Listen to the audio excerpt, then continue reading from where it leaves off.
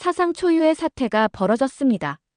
70년을 이어온 한미동맹은 단 72시간 만에 붕괴 직전까지 치달았고 한국 기술자들은 범죄자 취급을 받았습니다.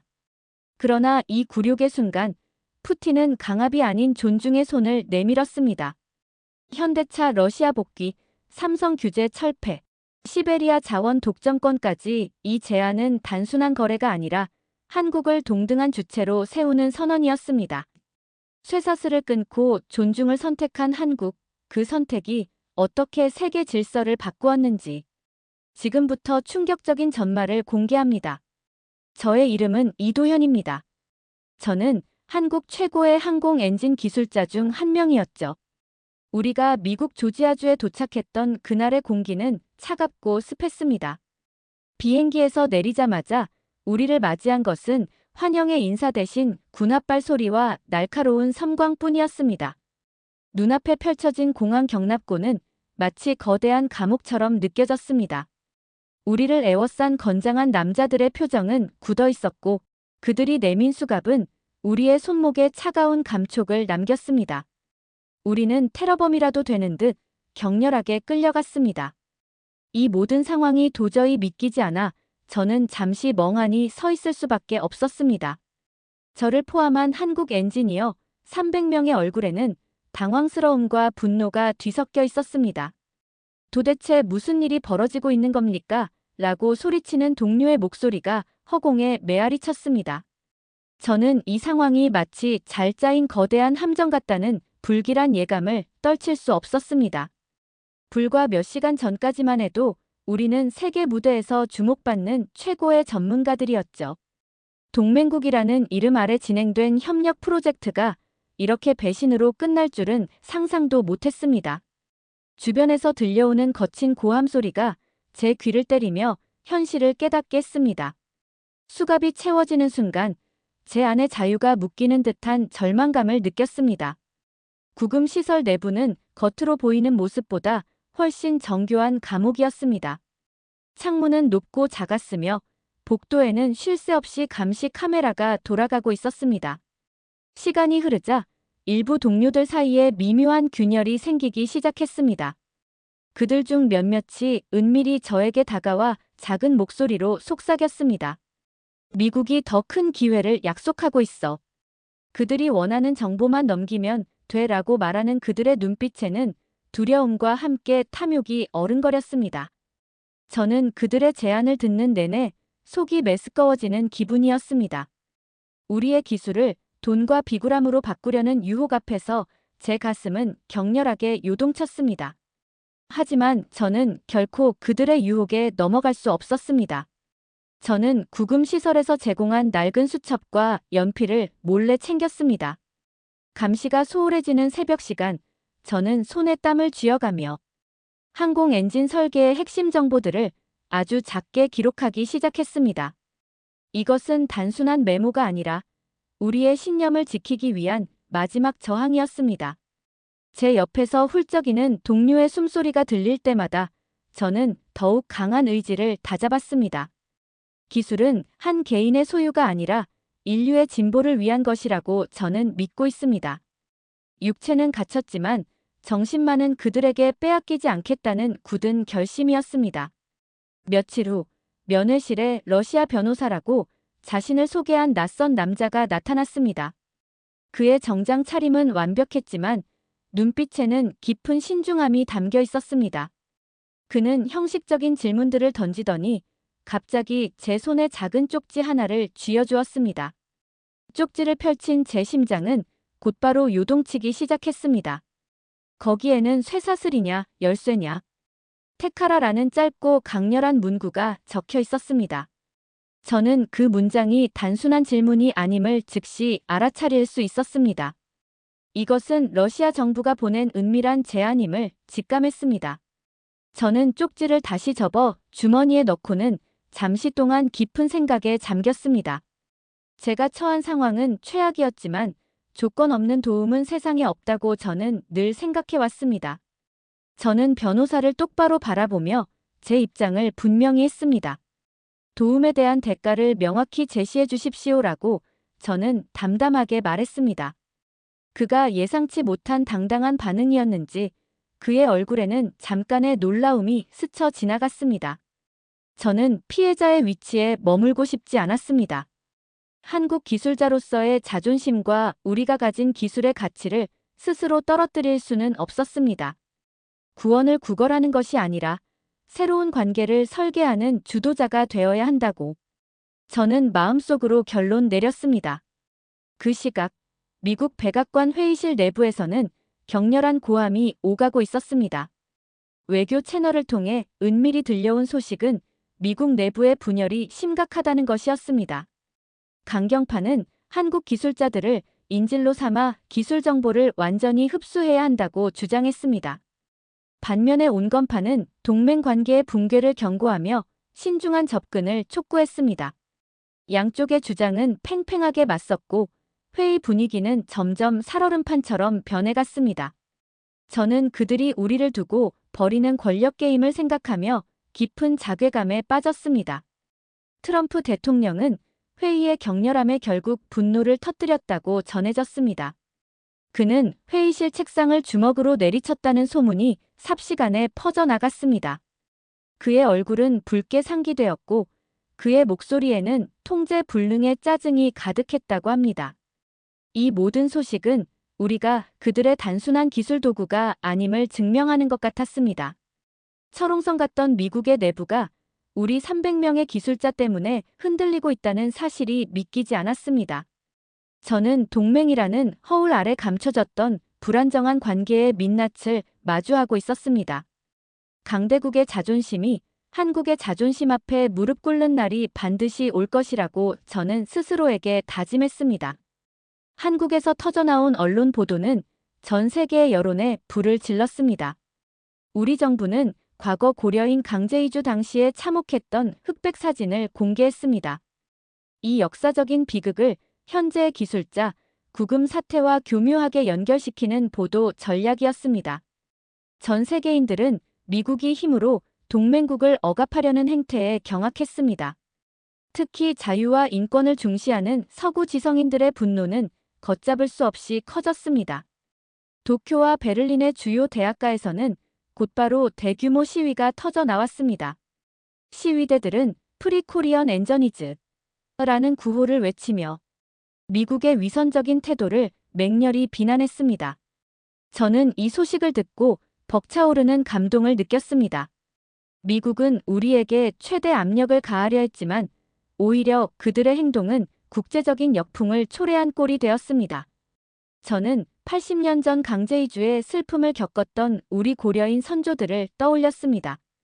그들이 황량한 기차 칸 속에서 생존 의지를 불태웠듯이 우리 300명의 기술자도 이 쇠사슬을 스스로 끊어낼 힘이 있다고 저는 확신했습니다.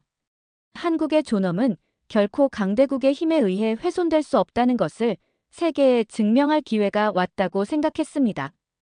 구금 생활이 길어지면서 동료들의 육체적, 정신적 피로는 극에 달했습니다. 어느 날 새벽, 제 옆자리에서 미약한 신음소리가 들려왔습니다. 평소 지병을 앓던 최선임 기술자였습니다. 모두가 잠든 시간, 그는 갑자기 가슴을 부여잡고 쓰러졌습니다. 우리는 필사적으로 그의 이름을 불렀지만 그의 몸은 이미 차갑게 식어가고 있었습니다. 구금 시설 경비원들이 뒤늦게 달려왔지만 이미 손 쓸 수 없는 상태였습니다.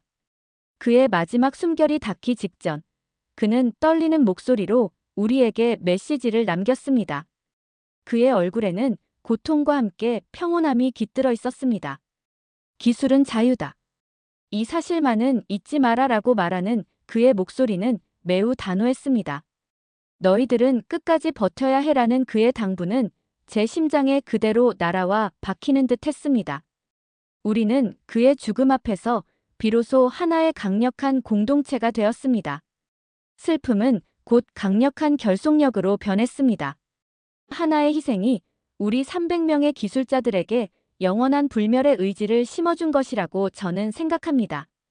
그의 숭고한 정신은 우리 모두에게 강력한 등불이 되어주었습니다. 한편 러시아에서는 우리 기술자들을 지원하려는 푸틴 대통령의 결정에 대한 내부 반발이 거세게 일어났습니다. 러시아 의회의 강경파 의원들은 반미 감정과 자국 우선주의를 내세우며 한국과의 기술 협력에 강력히 반대했습니다. 그들은 한국 기술자들을 돕는 것이 결국 미국과의 불필요한 외교 갈등만 키울 것이라고 주장했습니다. 이로 인해 러시아 내부의 정치 상황은 매우 복잡하게 얽히고 설키게 되었습니다. 저는 러시아 내부의 혼란스러운 상황을 짐작하며 우리의 운명이 여러 강대국의 정치적 셈법에 달려 있음을 다시 한번 깨달았습니다. 하지만 푸틴 대통령은 이 모든 반발을 정면으로 돌파하는 결단력을 보여주었습니다.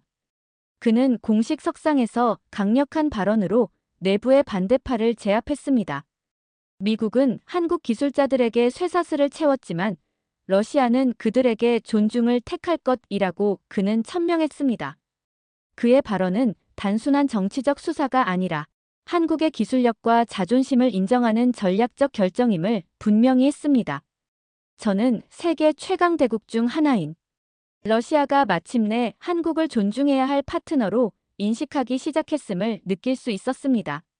냉철한 현실 속에서 우리의 가치가 빛을 발하는 순간이었습니다.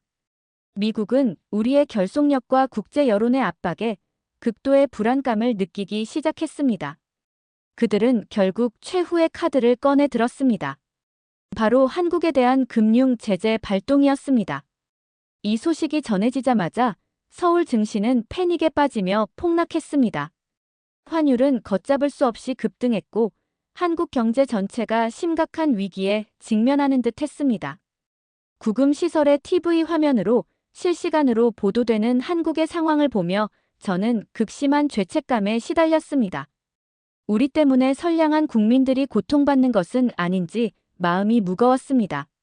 하지만 화면 속에서 펼쳐진 국민들의 반응은 저의 자책감을 용기로 바꾸어 놓았습니다. 서울 도심 거리에는 수많은 인파가 모여 대규모 시위를 벌였습니다. 그들은 경제적 손실보다 민족의 자존심이 더 중요하다고 외쳤습니다. 굴복보다 자존심. 이라는 구호는 제 가슴을 뜨겁게 달구었습니다. 미국이 돈이라는 가장 강력한 무기를 휘둘렀지만 한국인의 의지는 결코 그들의 돈 앞에 굴복하지 않았습니다. 저는 돈으로도 민족의 정신은 결코 흔들 수 없다는 것을 깨달았습니다. 우리 국민들의 숭고한 정신력이 저에게 버틸 힘을 주었습니다. 마침내 한국 정부는 러시아의 제안에 대한 공식적인 입장을 발표했습니다. 그것은 단순히 수락이 아니라 조건부 수락이라는 충격적인 선언이었습니다. 전 세계의 외교 전문가들과 언론들은 이 예상치 못한 반전에 큰 충격을 받았습니다. 한국 정부는 우리가 마치 을이 아닌 갑의 위치에 있는 것처럼 당당하게 조건을 내걸었습니다. 첫 번째 조건은 기술자 300명 전원을 러시아가 최고 대우로 고용해야 한다는 것이었습니다. 이어서 R&D 프로젝트의 주도권은 반드시 한국이 가져야 한다는 조건이 제시되었습니다.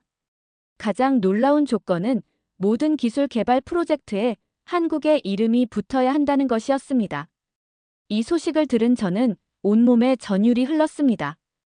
우리가 단순히 풀려나는 것에 만족하는 것이 아니라 이 사건을 한국 기술력을 세계적 주역으로 만드는 기회로 삼았다는 사실이 자랑스러웠습니다. 이는 약소국이 강대국의 도움을 받을 때 흔히 겪는 수모를 단번에 뒤집어버린 역사적인 순간이었습니다. 저는 이제 세계의 판이 한국을 중심으로 새롭게 짜이고 있음을 확신할 수 있었습니다. 을에서 갑으로 우뚝 선 대한민국의 위대한 선언이었습니다. 한국이 파격적인 조건을 내걸며 러시아와 협력을 선언하자 국제 정세는 격변하기 시작했습니다. 한국의 당당한 외교력에 감명받은 유럽과 중국이 한국의 긴급 경제 지원을 약속하며 전략적 동맹을 제안해왔습니다. 이들의 지원은 미국이 가한 금융 제재의 충격을 상당 부분 흡수해 주었습니다. 일본과 독일의 주요 언론들은 일제히 한국을 아시아의 새로운 리더로 칭송하기 시작했습니다. 그들은 한국이 굴복하지 않는 정신으로 강대국 사이의 균형추 역할을 하고 있다고 보도했습니다. 이 모든 관심이 우리 300명의 기술자로부터 시작되었다는 사실이 믿기지 않았습니다. 반면 이 상황을 지켜보는 미국 내부의 갈등은 극단으로 치달았습니다. 동맹국인 한국을 이를 위기에 처하자 강경파의 목소리는 힘을 잃기 시작했습니다. 백악관의 분위기는 패배감과 절망감으로 가득 찼다고 전해졌습니다. 저는 우리가 더 이상 약자가 아님을 느꼈습니다. 이제는 세계가 한국의 움직임을 예의주시하며 눈치를 보기 시작했습니다. 작은 나라가 거대한 판을 뒤흔들 수 있다는 새로운 역사를 우리가 써 내려가고 있는 것 같았습니다. 자존심을 지킨 결과가 이토록 강력한 파장을 일으킬 줄은 몰랐습니다. 상황이 걷잡을 수 없이 커지자 마침내 마지막 협상이 스위스 제네바의 비밀 회담장에서 열렸습니다. 미국 대표는 침통한 표정으로 한국 측 대표에게 마지막 제안을 건넸습니다. 지금이라도 러시아와의 협력을 포기한다면 모든 금융 제재를 즉시 해제하겠다. 라고 그는 나지막이 말했습니다. 그들의 목소리에는 이제 더 이상 오만함이 남아있지 않았습니다. 저는 한국 대표가 어떤 대답을 할지 숨을 죽이며 뉴스를 기다렸습니다. 이 한마디가 우리의 운명뿐 아니라 대한민국의 미래를 결정할 순간이었습니다. 한국 대표의 대답은 간결하면서도 단호했습니다. 한국의 조건은 단 하나입니다. 그것은 바로 존중입니다. 라고 그는 명확하게 선언했습니다. 그 후 회담장에는 길고도 무거운 침묵이 흘렀다고 합니다. 저는 그 침묵 속에서 미국 패권의 종말을 엿볼 수 있었습니다. 마침내 미국 대표가 더 이상 버티지 못하고 고개를 숙이는 장면이 언론에 포착되었습니다. 저는 한국이 강제로라도 존중을 끌어낸 역사상 최초의 순간을 목격하고 있음을 깨달았습니다. 우리의 기술과 의지가 세계 질서를 바꾼 것입니다. 오랜 구금 생활을 마치고 마침내 우리 300명의 기술자들이 한국 땅을 밟았습니다. 인천국제공항 활주로에는 수많은 인파가 태극기를 흔들며 우리를 열렬히 환영하고 있었습니다. 비행기 문이 열리고 따뜻한 한국의 공기를 들이마시는 순간 저는 저도 모르게 눈물을 왈칵 쏟아냈습니다. 그 환영 인파 속에는 저의 가족과 동료들의 가족들이 있었습니다. 쇠사슬에서 벗어나 자유인으로 돌아왔다는 벅찬 감격이 제 온몸을 감쌌습니다. 우리가 해냈다는 성취감이 눈물과 함께 흘러내렸습니다. 이어진 대통령의 연설은 이 모든 사건의 의미를 확고히 했습니다. 오늘부로 쇠사슬의 시대는 끝났습니다. 이제 존중의 시대가 시작될 것입니다. 라는 대통령의 목소리는 힘차고 단호했습니다. 이어서 전해진 푸틴 대통령의 축하 메시지는 우리에게 큰 울림을 주었습니다. 한국은 이제 세계의 열쇠가 되었다라고 그는 공언했습니다. 저는 이도현으로서 기술은 곧 자유이며 한국은 그 어떤 강대국 앞에서도 결코 굴복하지 않는다는 것을 가슴 깊이 새겼습니다. 우리가 세계의 판도를 바꿨습니다. 이 이야기가 여러분께 작은 울림이 되어 세상을 더 따뜻하게 바라보는 눈길로 이어지길 바랍니다. 구독과 좋아요, 그리고 공유는 단순한 클릭이 아니라 희망을 나누는 가장 큰 힘입니다. 다음에도 진심이 담긴 해외 감동 사연으로 찾아뵙겠습니다. 감사합니다.